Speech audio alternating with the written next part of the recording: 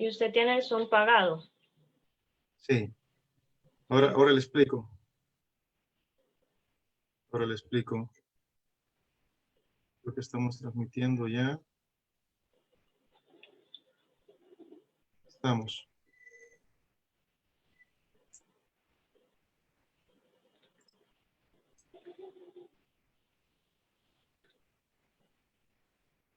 Muy buenas tardes.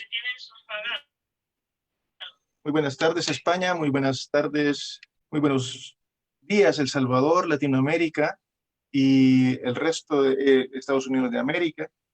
Pues sean todos bienvenidos nuevamente a un webinar más del grupo Pulmon Flow. Perdón, Salvamed. Pulmon Flow es nuestro grupo hermano, amigo. No, es Salvamed.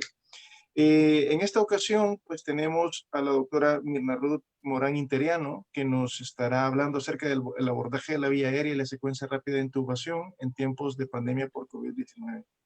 Antes de continuar, quisiera saludar a todos los médicos y los estudiantes de medicina, especialmente en El Salvador, que están celebrando el Día del Estudiante de Medicina. ¿Sí? Siempre nosotros seguimos siendo estudiantes, ¿verdad? Sí, y seguiremos siendo estudiantes hasta el último día de nuestra vida, sobre todo pues por tratar de hacer divulgación científica de calidad, que es lo que tratamos de hacer acá, y como lo dije en el webinar pasado, nos desmarcamos de cualquier otra forma de divulgación que no sea la científica, ¿verdad? Nos desmarcamos de todo tipo de teorías empíricas, ¿sí? Y todo lo hacemos con el mayor de los respetos a nuestros compañeros en El Salvador y en el resto de países hermanos. Bueno, tenemos a la doctora Mirna Ruth. ¿Qué tal, Ruth? Hola, ¿qué tal? Bien, aquí ya lista.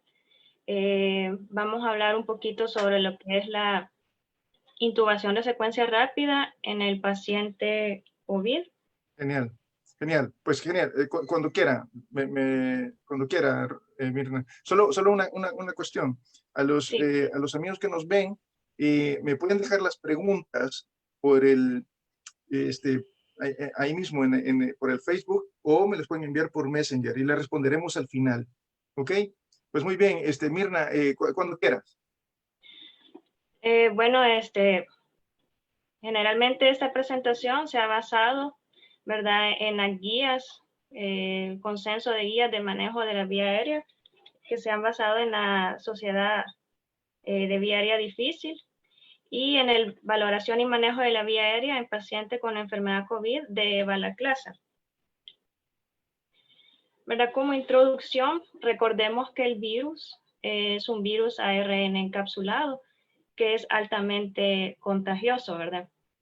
Esto es importante para nosotros como personal de salud, ¿verdad? La propagación se hace por gotitas provenientes de secreciones, aerosoles provenientes de procedimientos del paciente, ¿verdad? Que esto es lo importante en la intubación, que es un procedimiento generador de aerosol, y fómites, ¿verdad? Entonces recordemos que la mayor carga viral está en el esputo y las secreciones de la vía aérea, ¿verdad? Entonces por esto se considera que la intubación es un procedimiento de alto riesgo de transmisión vírica, ¿verdad? Y en el caso que se produzca un contagio de esta forma, la enfermedad va a ser una enfermedad más severa. Recordemos algunos conceptos, ¿verdad? Aerosol, que es la suspensión de partículas diminutas líquidas o sólidas en el aire, ¿verdad? Entonces estas partículas, por ser diminutas, pueden tener una duración mayor tiempo suspendida en el aire, ¿verdad? Los procedimientos generadores de aerosol son procedimientos que inducen generar aerosol en el paciente o que se genera aerosol de manera mecánica, ¿verdad? Y la secuencia rápida de intubación es cuando nosotros administramos un hipnótico y un relajante de acción rápida, con el objetivo de adelantar la intubación y así disminuir el riesgo de broncoaspiración y de hipoxia. Entonces, como les dije, los procedimientos generadores de aerosol pueden ser que induzcan la generación de aerosol, por ejemplo, la intubación, o que se genere el aerosol de manera mecánica, por ejemplo, la ventilación bajo máscara. Entonces, los procedimientos de alto riesgo de generación de aerosol, el primero está la intubación orotraqueal, ¿verdad?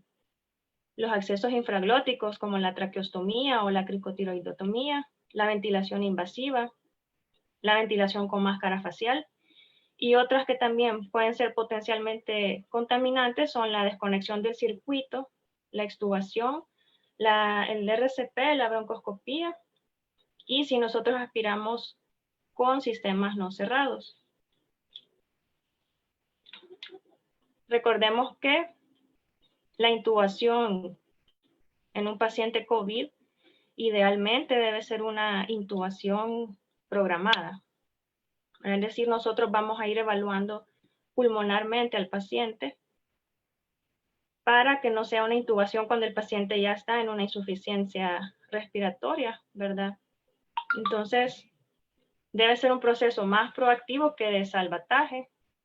Se deben mejorar así mejoramos las condiciones de preparación del ambiente y atenuamos las complicaciones, ¿verdad?, derivadas de la intervención y prevenimos la hipoxia silente. Entonces, la intubación debe ser un proceso seguro para el personal de salud y el paciente, apropiado para evitar técnicas no confiables y oportuno en el tiempo. ¿Cómo vamos a preparar una intubación de secuencia rápida? Principalmente, inicialmente el de equipo de protección personal, ¿verdad?, que debe ser nivel 3, que esto incluye una máscara idealmente de filtro FPP3, ¿verdad? Los googles, doble par de guantes, el overol y un cubrebotas que sea impermeable.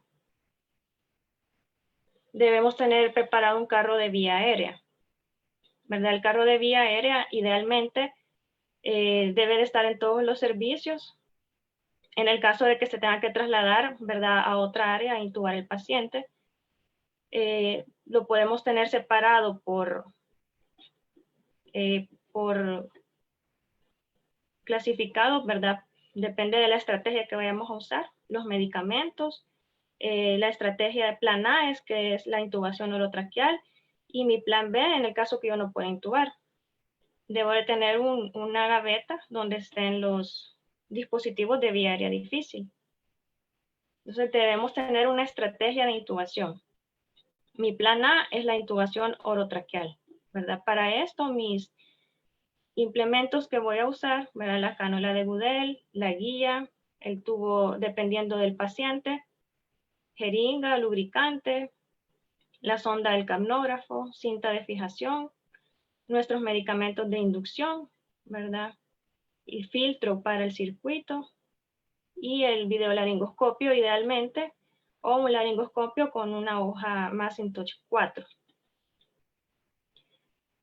Y mi material para plan B o C y D, en el caso que no se pueda ni intubar ni ventilar, ¿verdad?, tenemos el buggy, los tubos orotraqueales. Los dispositivos supraglóticos deben de ser de segunda generación. Los medicamentos, ¿verdad?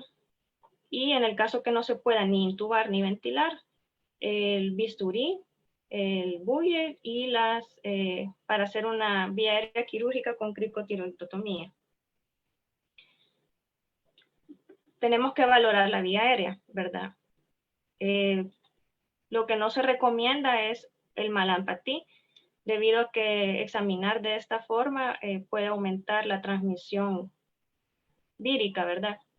Entonces nos podemos basar en la historia de dificultad previa, en la distancia entre los incisivos, la distancia tiromentoniana, movilidad cervical y el perímetro cervical. Esto es importante en el caso que no haya un anestesiólogo siempre en el área donde están los pacientes COVID. De esta forma, si se evalúa que es una vía aérea difícil, idealmente se tiene que avisar al anestesiólogo del servicio. Esta debe ser la posición de cada uno del personal dentro de la sala donde se va a intubar. Idealmente solo deben haber 2 personas, ¿verdad? El anestesiólogo 1, que debe ser el más experimentado, que es el que va a intubar. El 2, que es el ayudante, que es el que nos va a administrar los medicamentos. Y un anestesiólogo fuera de esta sala, en una antesala, que es el encargado de las listas de chequeo, de los expedientes, del equipo de protección personal. ¿Cómo debe ser la preoxigenación en estos pacientes? La FiO2 al 100% durante 3 a 5 minutos, ¿verdad? Esto es mandatorio, ¿verdad? Estos pacientes generalmente están con hipoxemia, ¿verdad? Entonces, siempre debemos de realizar una preoxigenación. La mascarilla la debemos sujetar en forma de V y no de C, ¿verdad? Aquí podemos ver la forma correcta haciendo una V sobre la máscara y sosteniendo las ramas mandibulares con los otros 4 dedos y usando un ambú tipo Maplinson 3. Esto es solo para hacer el sello y ventilar con oxígeno, no vamos a hacer ventilaciones manuales. Y debe haber un filtro entre la máscara y el circuito. La inducción, recordemos, es una inducción de secuencia rápida. La inducción de secuencia rápida, ¿verdad? Lo que nos va a prevenir es la broncoaspiración y va a disminuir la disipación de aerosoles por medio de la ventilación manual.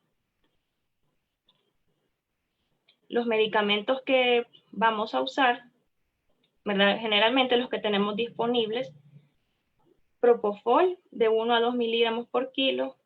En el caso que los pacientes estén estables, esto es lo ideal, ¿verdad? El Propofol como inductor. Si el paciente está inestable, podemos combinar Propofol con midazolam o Propofol ketamina. O podemos hacer una inducción también ketamina midazolam.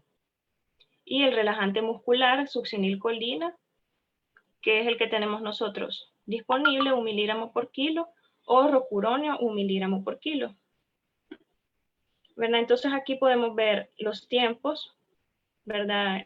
La preparación del equipo, retirar el cubreboca del paciente y hacer el sello hermético para preoxigenar. Iniciamos la inducción con los medicamentos ya descritos.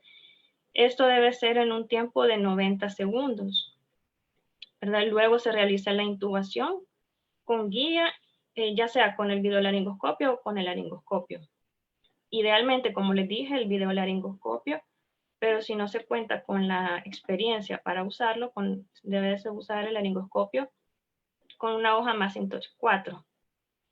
Colocamos el material de intubación en una bolsa roja aislada. Conectamos los filtros antivirales entre el tubo endotraqueal y el circuito anestésico, ¿verdad?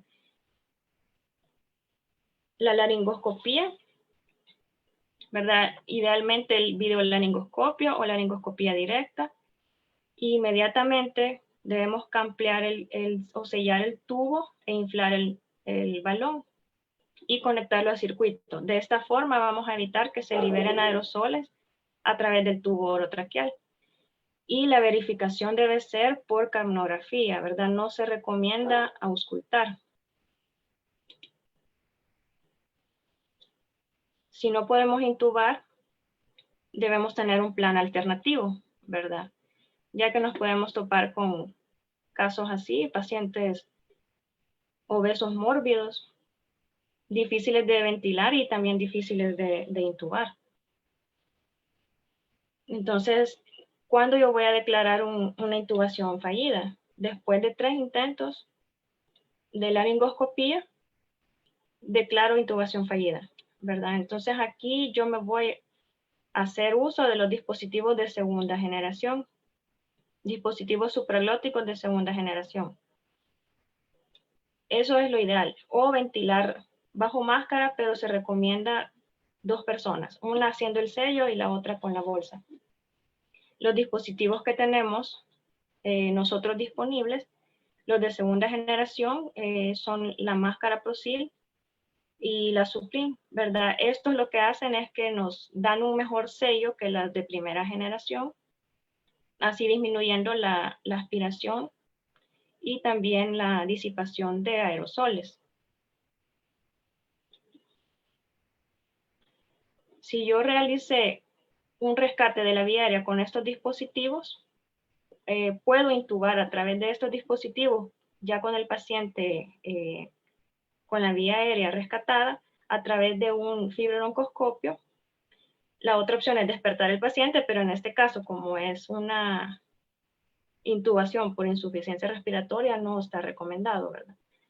Entonces, mis opciones son intubar a través de este dispositivo o hacer un acceso por de vía aérea quirúrgica por el cuello. En el caso que yo no pueda intubar y tampoco pueda usar el dispositivo supraglótico porque no ventila con ese dispositivo, entonces yo declaro una vía aérea no intubable y no ventilable, ¿verdad? Entonces, ya en este caso nos vamos al acceso quirúrgico del cuello, que es la cricotirotomía, ¿verdad? En el cual necesitamos un bisturí, el buggy y un tubo, ¿verdad? Entre 5 y 6. Se realiza una incisión, se palpa la membrana cricotiroidea, se realiza una incisión a través de la transversa, a través de la membrana, ¿verdad? Y se desliza el buggy y a través del buggy el tubo.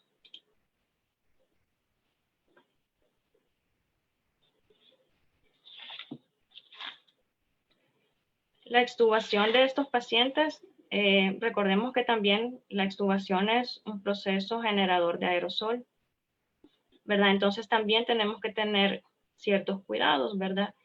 Como aspirar las secreciones con un sistema cerrado, es decir, un sistema en el que yo no tenga que hacer ninguna maniobra con mi mano de sellar y soltar. Asegurar una profilaxis de náuseas y vómitos. Podemos usar esteroides, atropina, ondansetron, metoclopramida.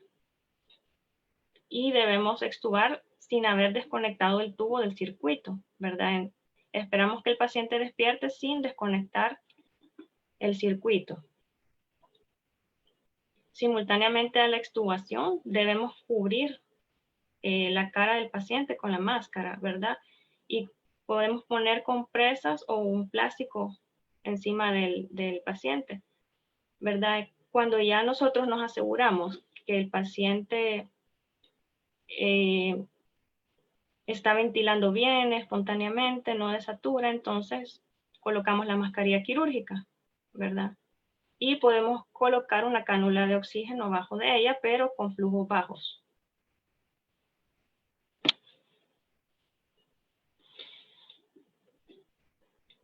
Bueno, solamente esto es lo que les traía. Ok, muchas gracias. Muchas gracias, Ruth. Sí, aquí, bueno, hay algunas cosas interesantes que quisiera abordar. Por ejemplo, esto del Malampati, pues, esto me suena interesante. O sea, el Malampati, hacer la clasificación de Malampati está desaconsejado. Entonces, ¿podría ahondar un poco más en esto? Lo que pasa es que, bueno, nosotros esa escala nos brinda digamos, una forma más de evaluar la vía aérea, ¿verdad? Pero no lo es todo. En este caso, cuando nosotros examinamos al paciente para el Malampati, le pedimos que abra la boca lo más que pueda, ¿verdad? Entonces, si el paciente para esta evaluación tenemos que retirar la máscara quirúrgica, ¿verdad? Entonces, nos estamos exponiendo el personal de salud a liberación de que en ese caso el paciente tosa, por ejemplo, y hayan secreciones y puede haber una transmisión a través de ese examen, ¿verdad? Entonces, por eso no se recomienda, aunque es uno de los más usados en otras sí. vías aéreas que no sean COVID, ¿verdad? Pero en este caso sí no se recomienda.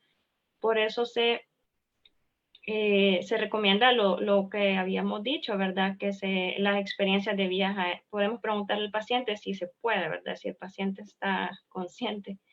Vías difíciles previas, podemos medir la distancia tiromentoniana, ¿verdad? La circunferencia del cuello, ¿verdad? Entonces nos podemos valer de esas medidas para evaluar si es una vía aérea difícil.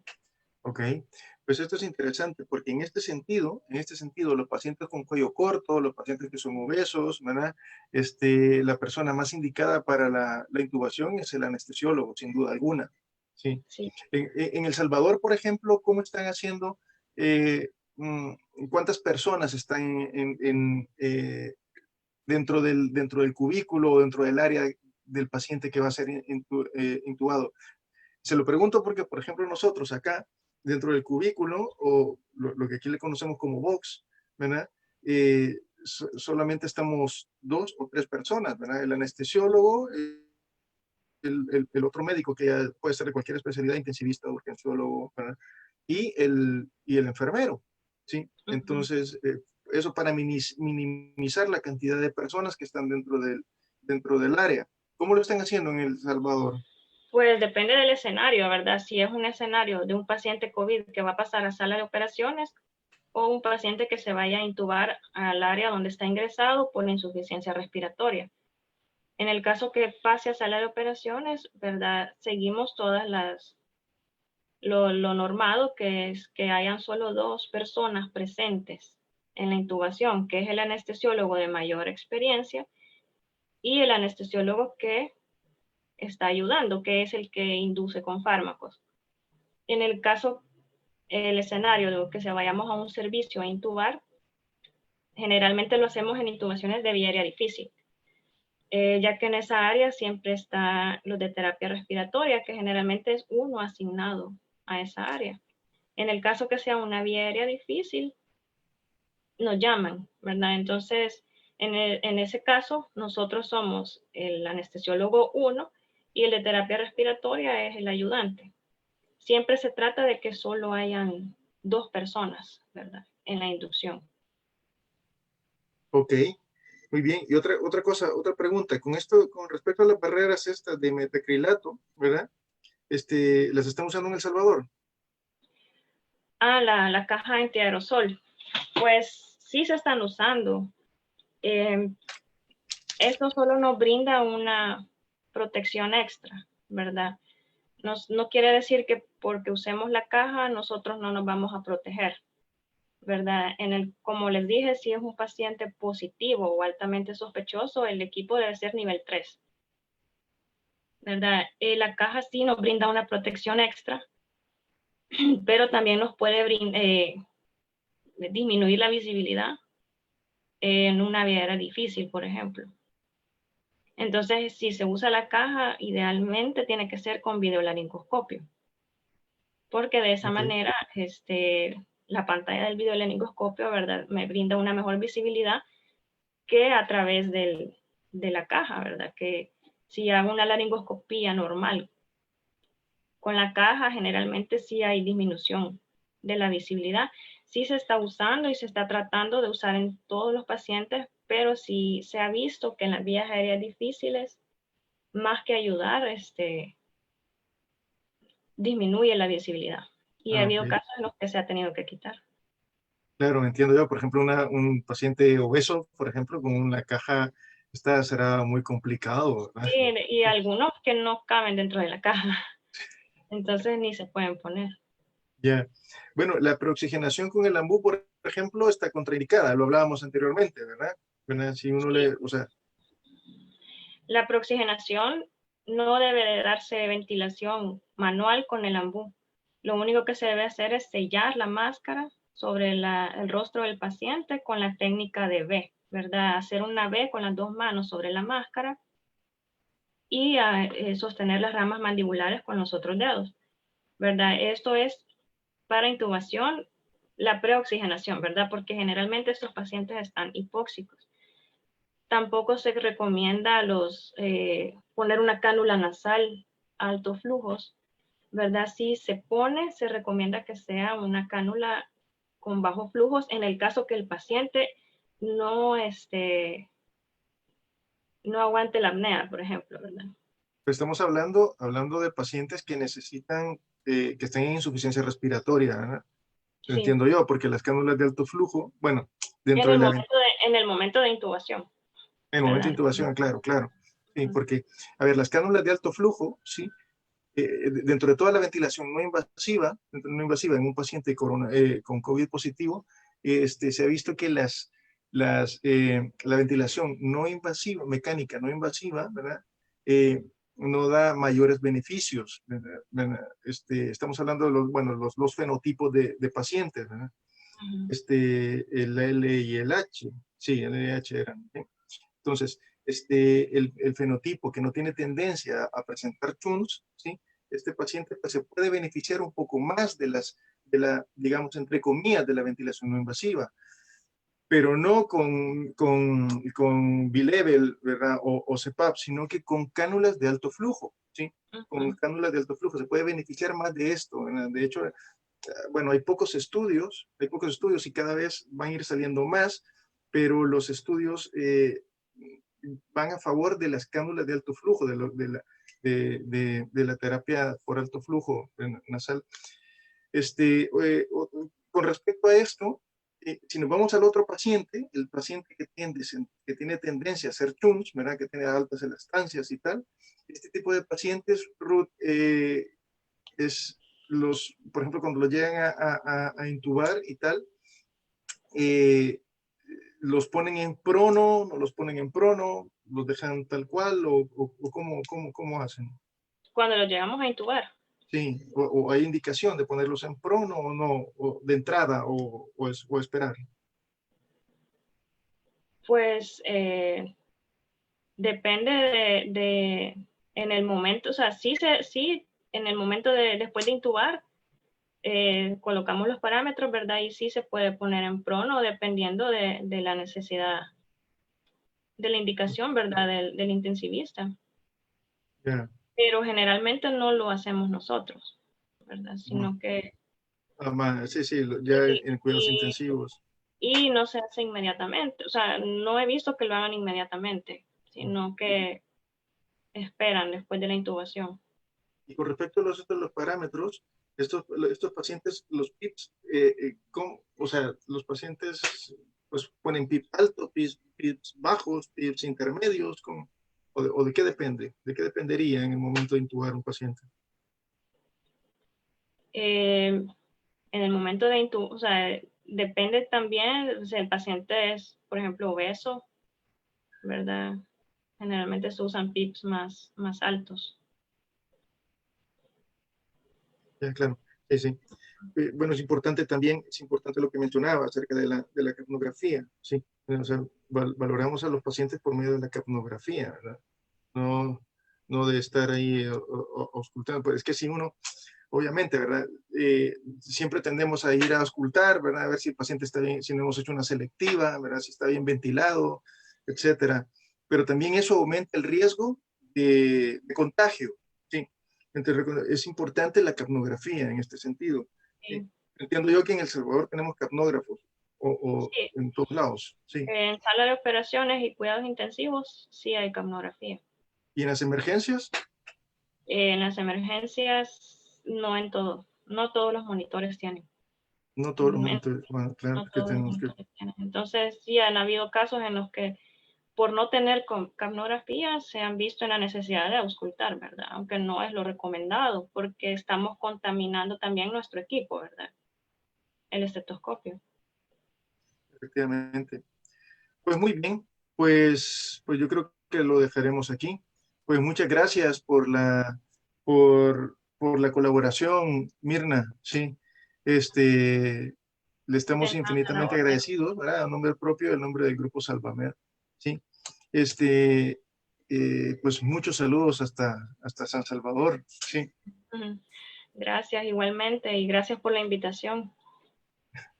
Ujú. Pues muy bien, queridos amigos, pues así terminamos un nuevo webinar más del Grupo Salvamed, sí.